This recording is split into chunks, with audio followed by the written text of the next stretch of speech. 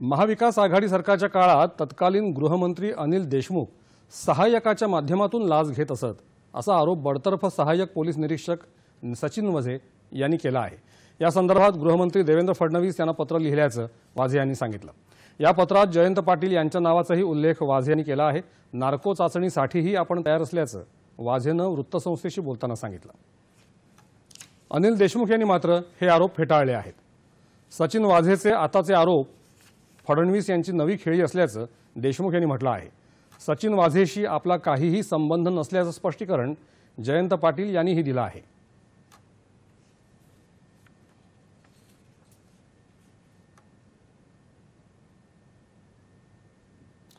दरम्यान सचिन वाझे यांचं कुठलंही पत्र अद्याप आपल्याला मिळालेलं नाही असं देवेंद्र फडणवीस यांनी सांगितलंय।